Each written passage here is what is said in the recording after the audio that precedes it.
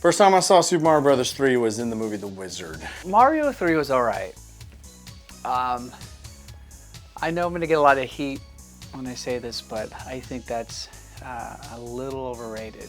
There was 3 games that we bought that wasn't for like birthdays and Christmases. Street Fighter 2 Turbo, TMNT 4, Turtles in Time, and Mario 3. I mean, what do you even say about Mario 3 that hasn't been said a million times? Super Mario 3 was the shit. I mean, it was another one of those innovators of its time.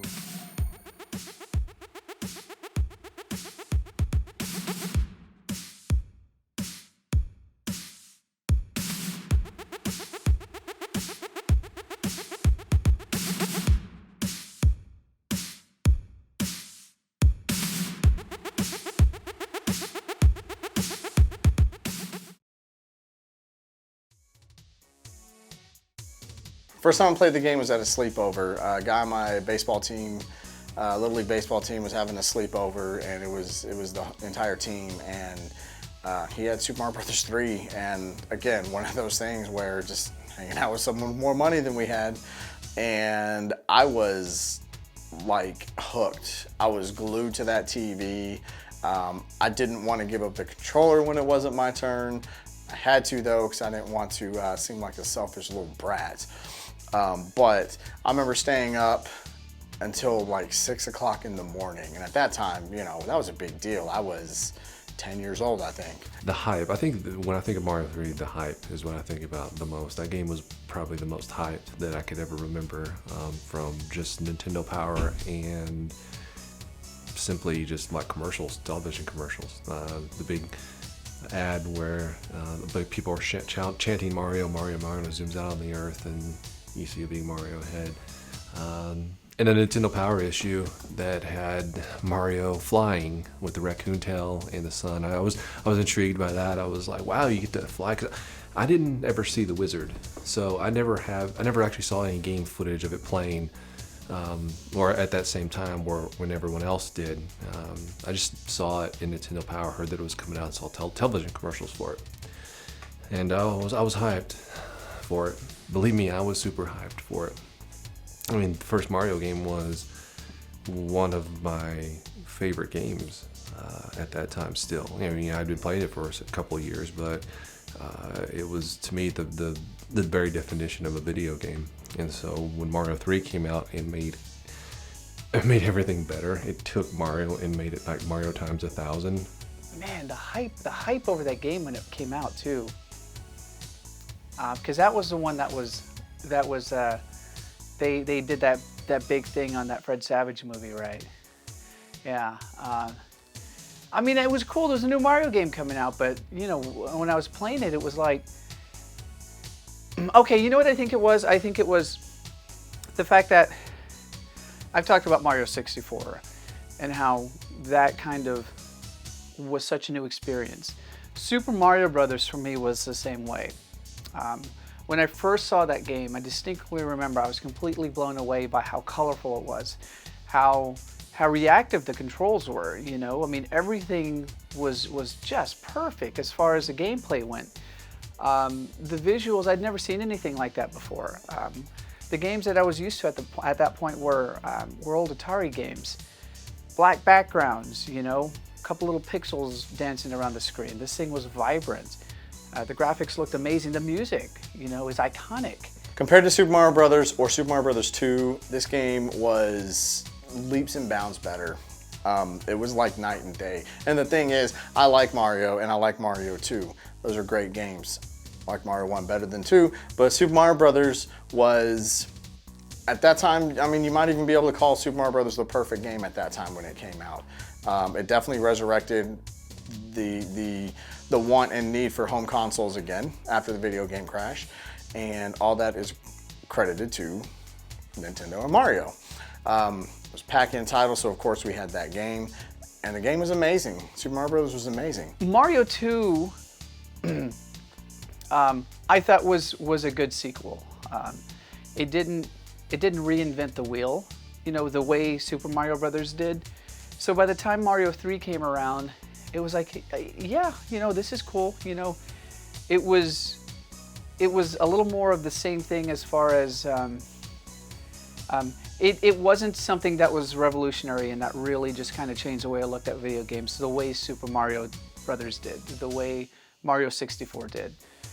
And I think because of that, the game I don't hold in as high regards as those two. It's the definition. It is the definition of a platforming side-scrolling game. It is the pinnacle, in my opinion. It is perfect, in my opinion. And we get seeing all these praises, and and I know nostalgia plays a huge part in this sort of thing. It really does. It's not just about how good the game is from a technical standpoint or how fun it is to play. A lot of what makes a game your favorite is the memories you have tied into it. And for me, I have a lot of memories tied into this, sitting there playing this with my grandmother and other people, and it sticks with you.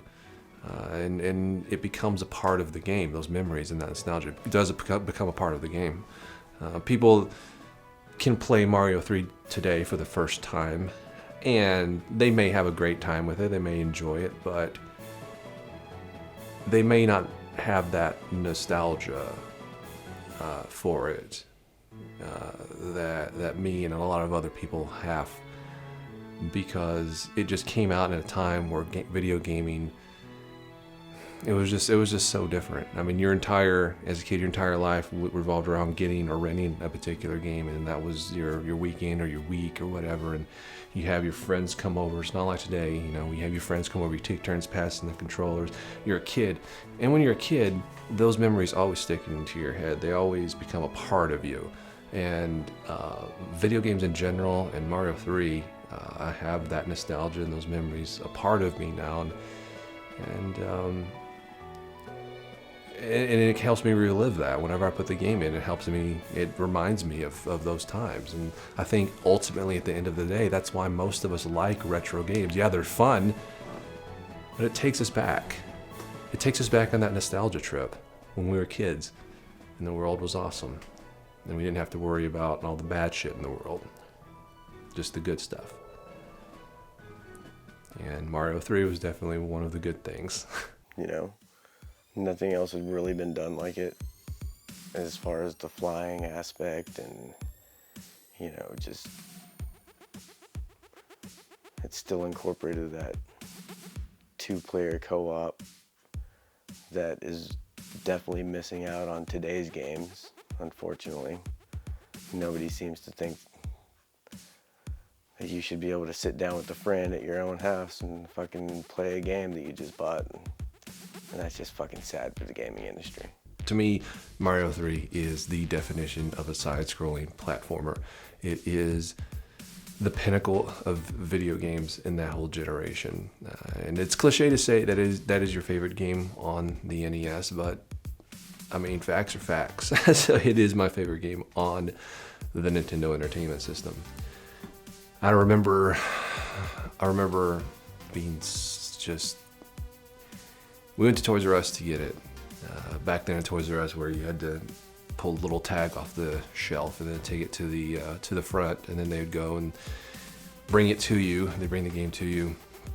And I remember on the ride home from Toys R Us all the way home, to my grandmother's house, because that's who got I convinced my grandmother to get it because she would like to spoil the grandkids, so I got that. And it wasn't just me; it was all of us. But this Mario 3 was for all of us. And that whole ride back, I was just so hyped with anticipation. I couldn't wait. And I ripped the box. I think I literally ripped the box open, which is why I never had a complete copy growing up. I think I wound up getting the game same way as every other game that we got. It was either a birthday or a Christmas present. My mom asked us, what do you want for your birthday? What do you want for your Christmas? And we would usually make, a short list, and usually we would get everything on the list. well, because it was short. But you know, we definitely transitioned into a time when it was okay, less toys and more video games. So yeah, I think it was a birthday present or a Christmas present. You know, again, it was a good game. I thought it was fine. The Tanuki suits and all that, I don't know, man. I thought that was a little gimmicky, but sorry. It was crazy. All the power-ups. All we were used to was the fireball flower. But now we had raccoon suits. We had Tanuki suits. We had statue suits. You could be a frog. You could be a Hammer Brother. You could be a what else was there in there? I think that's all. Is that all of them? you could be all these different things that maybe you'd only seen or hope for or wish for. Like, I mean, hell, a frog suit, like, I wasn't like, you know what, Mario might be really cool if he was wearing a frog suit during these swimming levels. But the frog suit had purpose. On land, a frog suit kind of sucks. I mean, you can jump high, sure. But in the water, you're very, very, very fish-like in the water, if you will. Frog suit makes water levels so much better, so much easier. The raccoon suit, you could fly. That was nuts. That was unfreaking heard of. You could not do that in previous Mario games. You had a statue, turn into a statue, which never really saw the point in the statue, honestly. I still kind of don't. I don't use it. So if anyone has use of the statue power up, please let me know what it is, because I'm at a loss on that one. And that's the other thing about that game. You're constantly learning stuff about it, learning new stuff about it. So maybe someone in the comments will be like, well, the statue suit, which is called the whatever, it's good for the, please tell me, because I want to know, and I'm not going to Google it. So, no, the power-ups were great. Power-ups were amazing. It was nothing like it at the time. The thing I anticipated the most, funny enough, I mean, I loved being able to fly the leaf, being able to get the leaf and fly, be the raccoon. It was awesome.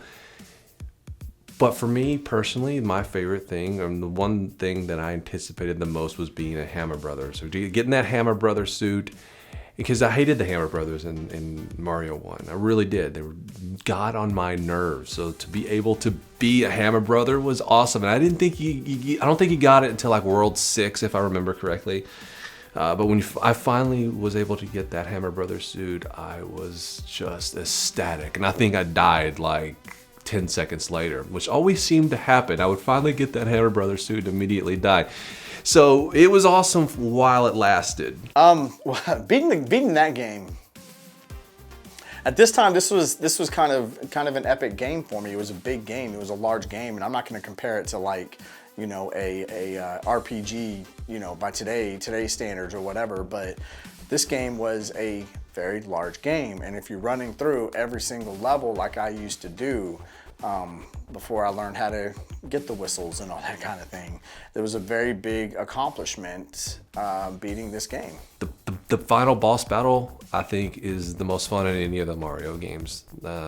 Trying to run back and forth and bait Bowser into crushing those bricks and falling underneath the floor below. It took a little bit of strategy because you didn't want to trap yourself. So to me, it was really involved. And it wasn't like, hey, jump over Bowser and then hit the little switch and retract the bridge. No, you actually had to think about what you're doing. And the battle actually took a little bit of time to complete. It was an actual battle, which was awesome. That still remains one of my favorite boss battles of any video game ever. Super Mario Bros. 3 is a game I loved as a child. It's a game I love as an adult. It's a game I still put in and speed run it. I do speed runs with warps or warp whistles. I do them without warp whistles. I'm constantly finding new things in the game. Sometimes I'll go level by level by level, just seeing what I can find new. Literally just kind of searching as if I'm playing, I don't know, like an Uncharted game or something like that. Searching for treasures, if you will, trying to find new things. It is without a doubt my favorite retro video game of all time. And video game of all time, I think it has to go up there It's up. I'd probably put that top 5 above even. Man, favorite games all time. I'd probably put Super Mario Bros. 3 in my top 5 favorite games of all time.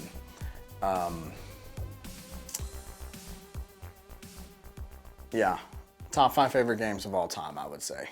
Not a bad game. Personally, I enjoyed 2 better. And I know technically 2's not a real Mario game, but I thought it was a better game. I liked the fact that each character had their own unique abilities, you know. And Mario 3 was just, I mean, I don't know. Mario 3 was, I mean, it was a solid game. I had fun with it. But man, people rave about that game like it's the best thing ever, and it's not that good in my opinion. And I'm not saying that to troll, I really mean that. I enjoyed 2 better. I thought it was a better game. I mean, I don't know. I don't know. I know I'm definitely in the minority in this, you know, in this opinion, but it is what it is. Super Mario Bros. 3. 195,000 times better than Super Mario Brothers and Super Mario Bros. 2 combined. Some people might disagree with me, and that's fine. You're entitled to a wrong opinion. Super Mario Bros. 3 is just like,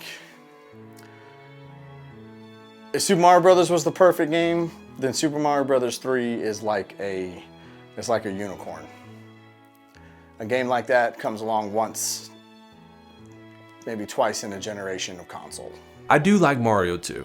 Mario 2 is a great game. We all know the story about what Mario 2 really is.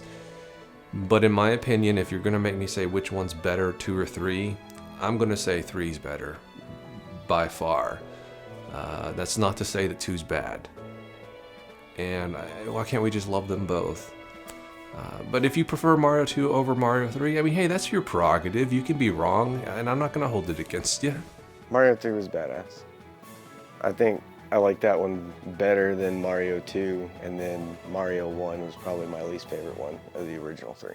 Screw you, it's my opinion. I'm entitled to it. Mario 2 was better. Come on.